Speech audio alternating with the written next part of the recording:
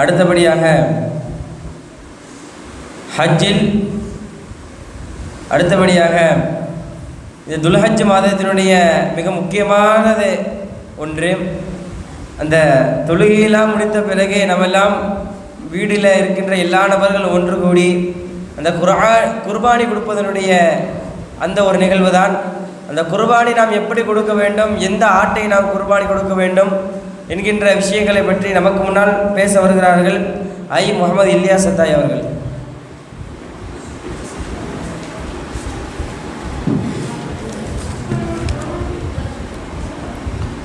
அஸ்ஸலாமு அலைக்கும் வரஹ்மத்துல்லாஹி வபரகாத்துஹு. இன்னல் ஹம்தலில்லாஹ் அஸ்ஸலாத்து வஸ்ஸலாமு அலா ரசூலில்லாஹ் அம்மா பஅத். क़ालल्लाहु तआला फ़िल क़ुरआन இன்னல்லாஹு வ மலாயிகத்துஹு யுஸல்லூன அலன் நபி யா அய்யுஹல்லதீன ஆமனூ ஸல்லு அலைஹி வஸல்லிமு தஸ்லீமா. அல்லாஹும்ம ஸல்லி அலா ஸய்யிதினா முஹம்மதின் வ அலா ஆலி ஸய்யிதினா முஹம்மதின் அல்லதீ குரினத்தில் பரக்கத்து பிதாத்தி முஹய்யா வ தஅத்தரத்தில் அவாலிமு பிதீபி திக்ரிஹி வ ரையான். அல்ஹம்துலில்லாஹ். அல்லாஹ்வினுடைய மகத்தான கிருபையை கொண்டு நம்மவர்களுக்கு முன்னால் பல்வேறுபட்ட தலைப்பின் கீழ் நம்மளுடைய மாணவர்கள் உரையாடி கொண்டிருக்கிறார்கள். அந்த அடிப்படையில் இந்த ஹஜ்ஜு பெருநாளுடைய நாள் என்றாலே ஈது தொழுகைக்கு பிறகு நம்ம அத்துணை நபர்களுடைய வீடுகளிலும் செய்யக்கூடிய ஒரே ஒரு அமல், இந்த உலகத்தில் இருக்கக்கூடிய எல்லா நபர்களும் பொதுவாக செய்யக்கூடிய ஒரு அமல் என்று சொன்னால் குர்பானி தருவது. நம்ம எல்லாத்துக்கும் தெரியும், இந்த குர்பானி தரக்கூடிய விஷயம், இந்த நடைமுறை எப்பொழுது வந்ததுன்னு சொல்லி நம்ம எல்லாத்துக்கும் தெரியும்.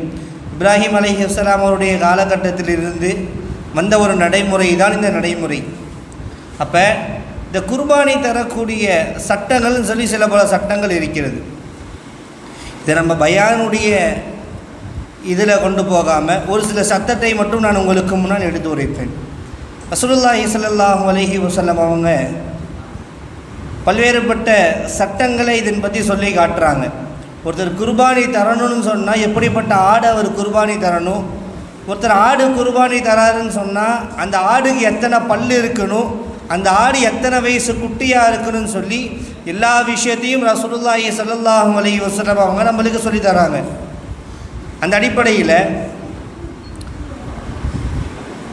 அபு ஹனீஃபத்துல் கூஃபி ரஹ்மத்துல்லாஹி அலைஹி, ஹனஃபி மதுஹபுடைய தலைவராக திகழ்ந்து கொண்டிருக்கிற அபு ஹனீஃபா ரஹ்மத்துல்லாஹி அலைஹி அவங்க கூறக்கூடிய ஒரு கருத்து என்னன்னு சொன்னால், இந்த குர்பானி யாரின் மீது கடமை. நம்ம எல்லாரும் தெரிஞ்சுக்கணும் இந்த விஷயம். கண்டிப்பாக நம்மள்ட்ட வீட்டில் கேட்கலாம் நிறையா பேர், இந்த குர்பானி யாரின் மீது கடமைன்னு பார்க்கும்போது அபு ஹனீஃபத்துல் கூஃபி ரஹ்மத்துல்லாஹி அவங்க சொல்கிறாங்க, யாரின் மீது ஜகாத்து கடமையாக இருக்கிறதோ அவங்க எல்லாம் இந்த குர்பானி தரணும்னு சொல்கிறாங்க. உதாரணமாக ஒருத்தர்கிட்ட வெள்ளி 612 கிராம் வெள்ளி யாருக்கிட்ட இருக்குதோ அவர் மீது ஜகாத்து கடமை, அவரின் மீது குர்பானியும் கடமை என்பதாக அபு ஹனீஃபத்துல் கூஃபி ரஹ்மத்துல்லாஹி அலைஹி அவங்க சொல்லி காட்டுறாங்க. அடுத்த விஷயத்தை சொல்லி காட்டும் போது சொல்கிறாங்க, இந்த குர்பானி எத்தனை நாள் நம்ம தரலாம். நம்ம ஊர்களில் நம்ம பார்த்துருப்போம், பிறை 10 அன்னைக்கு தருவாங்க, பிறை 11 அன்னைக்கு தருவாங்க, பிறை 12 அன்னைக்கு தருவாங்க. இந்த 3 நாட்கள் நம்ம குர்பானி தரலாமா இல்லை ஒரே நாள் தான் தரணுமான்னு சொல்லி பார்க்கும்போது இந்த 3 நாட்களை இஸ்லாம் நம்மவர்களுக்கு ஒரு மிகப்பெரிய ஒரு வாய்ப்பாக தந்திருக்குது. சில பேரால் பிறை 10 அன்னைக்கு குர்பானி தர முடியாது, ஏதாவது சில பல காரணம் இருக்கலாம், அவங்க அந்த பிராணியை வாங்காமல் இருக்கலாம், அதனால் அவங்க பிறை 11 அன்னைக்கு வாங்கி அன்னைக்கு குர்பானி தருவாங்க. சில பேருக்கு இந்த 2 நாட்களும் வாங்க முடியாமல் இருக்கலாம், அதனால் பிறை 13 அன்னைக்கு வாங்கி பிறை 12 அன்னைக்கு வாங்கி அன்னைக்கு குர்பானி தரக்கூடிய பல்வேறு நபரும் நம்ம பார்க்குறோம். சரி, இந்த குர்பானி தரக்கூடிய நேரத்தில் நம்ம மற்ற அமல்களை செய்யலாமா செய்யக்கூடாதான்னு சொல்லி பார்க்கும்போது ரசூலுல்லாஹி ஸல்லல்லாஹு அலைஹி வஸல்லம் அவங்க சொல்லி காட்டுறாங்க, யார் ஒருவர் ஈதுடைய தொழுகைக்கு பிறகு எந்த ஒரு வேலை செய்யாமல் இந்த குர்பானியுடைய வேலையை மட்டும் செய்கிறார்களோ அவருக்கு அதிகமான நன்மைன்னு சொல்லி ரசூலுல்லாஹி ஸல்லல்லாஹு அலைஹி வஸல்லம் ஹதீஸை சொல்லி காட்டுறாங்க. அது மட்டும் அல்லாமல் இமாம்களுடைய கருத்து என்னன்னு சொன்னால், இந்த குர்பானி தரக்கூடிய நாளன்று யார் குர்பானியை தருகிறாரோ மற்ற அமல்களை வேலைகளை பார்க்காம இந்த குர்பானி தரக்கூடிய வேலையில் மட்டும் யார் மும்முரமாக இருக்கிறாங்களோ எல்லா அமல்களை காட்டிலும் இந்த அமல் அவருக்கு அன்றைய நாளில் சிறந்த அமலாக இருக்கிறது என்பதாக இமாம்கள் சொல்லி காட்டுறாங்க. சரி, சில நபர்கள்லாம் நம்ம வீட்டில் பார்த்துருப்போம், குர்பானி தருவாங்க. தரக்கூடிய நபர்கள் அவங்க தன்னுடைய கையார்ந்த குர்பானி இறைச்சி இந்த ஆடையோ மாடையோ அறுக்க மாட்டாங்க. அப்படிப்பட்ட நபர்களுக்கு ரசூலுல்லாஹி ஸல்லல்லாஹு அலைஹி வஸல்லம் ஒரே ஒரு ஹதீஸை சொல்லி காட்டுறாங்க.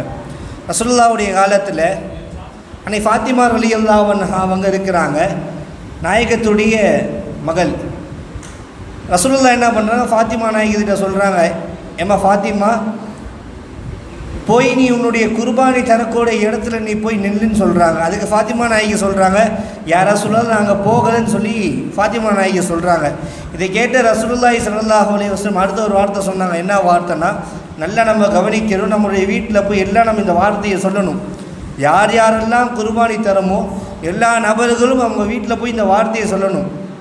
ரசூலுல்லாஹ் சொல்லி காட்டுறாங்க பாருங்கள் ஃபாத்திமா நாயகிட்ட, நம்ம ஃபாத்திமா, இந்த குர்பானி தரக்கூடிய ஆட்டை நம்ம அறுக்கும்போது அதிலிருந்து ஒரு துளி ரத்தம் இந்த பூமியில் படுவதற்கு முன்னால் உன்னுடைய எல்லா விதமான பாவத்தையும் ரப்பு மன்னிக்கிறான்னு சொன்னாங்க ரசூலுல்லாஹ். நீ எந்த பாவத்தை வேணால் செஞ்சிருக்கலாம், எல்லா விதமான பாவத்தையும் ரப்பு மன்னிக்கிறான்.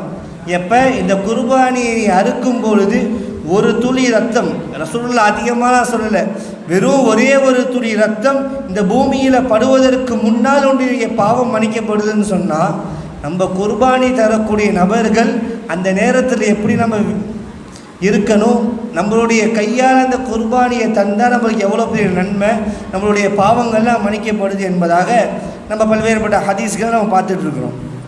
அப்போ நம்ம குர்பானி தரக்கூடிய நோக்கம் நம்மளுடைய தியாகத்தை நம்ம அல்லாஹ்கிட்ட காட்டுறோம். இப்ராஹிம் அலைஹிஸ்ஸலாம் அதான செஞ்சாங்க, தன்னுடைய மகனான இஸ்மாயில் அலைஹிஸ்ஸலாம் அவங்கள அல்லாஹ் சொன்னான்ற ஒரே ஒரு காரணத்திற்காக அறுக்க பலியிட்டாங்களா இல்லையா? இப்ராஹிம் நபி அவங்க அவங்களுடைய தியாகத்தை அல்லாஹ்கிட்ட காட்டினாங்க, அவங்களுடைய இஹ்லாஸை காட்டினாங்க. அதே மாதிரி தான் நம்மவர்களும் இந்த குர்பானியுடைய பிராணியை நம்ம பலி தருவதற்கு முன்னால் நம்முடைய தியாகத்தை ரப்புல் ஆலமீன் பொருந்தி கொள்வான் என்பதாக ரசூலுல்லாஹ் இன்னும் சில பல ஹதீஸை நம்மளுக்கு சொல்லி தராங்க. இன்னும் குறிப்பாக ஒரு விஷயம் என்னன்னா, யார் அந்த பிராணியை அறுக்கிறாங்களோ அவங்க அந்த நேரத்தில் ஒரு துவாவை ரசூலுல்லாஹ் கற்று தராங்க. என்ன துவான்னு சொன்னால், இன்ன ஸலாத்தி, நிச்சயமாக என்னுடைய தொழுகை, வனுசுகி, நிச்சயமாக நான் தரக்கூடிய இந்த குர்பானி, ஒ மஹையா, மேலும் என்னுடைய உயிர், ஒ மமாத்தி, மேலும் என்னுடைய மௌத்து, லில்லாஹி, அல்லாஹுக்காக மட்டும்தான் சொல்லிட்டு ரசூலுல்லாஹ் அடுத்தது சொல்கிறாங்க. இப்போ இந்த துவாவை நம்ம ஓதணும். குர்பானி தரக்கூடிய நபர், இன்ன ஸலாத்தி வனுசுகி ஒ மஹையா ஒ மமாத்தி லில்லாஹி ரப்பில் ஆலமீன் லா ஷரீக லஹு பிதாலிக உமீர்த்து பில்லாஹி வா அன அவ்வல் முஸ்லிமீன் என்கின்ற இந்த துவாவை நம்ம வீட்டில் போய் சொல்லித்தரணும். யார் யாரெல்லாம் நம்ம வீட்டில் குர்பானி தரோமோ, நம்மளுடைய வீட்டில் யார் யாரெல்லாம் நம்ம குர்பானியை பலி தராங்களோ அவங்கள்ட்ட இந்த துவாவை ஓதி நீங்கள் குர்பானி தாங்கன்னு சொல்லி நம்மவர்கள் சொல்லி காட்டணும். அப்போ இன்ஷா அல்லாஹ் வரக்கூடிய காலத்தில் இந்த குர்பானி தரக்கூடிய இந்த விஷயத்தில் பல்வேறுபட்ட விஷயம் இருந்தாலும் ஒரு சில விஷயத்தை மட்டும் நம்மவர்கள் சொல்லியிருக்கிறோம்.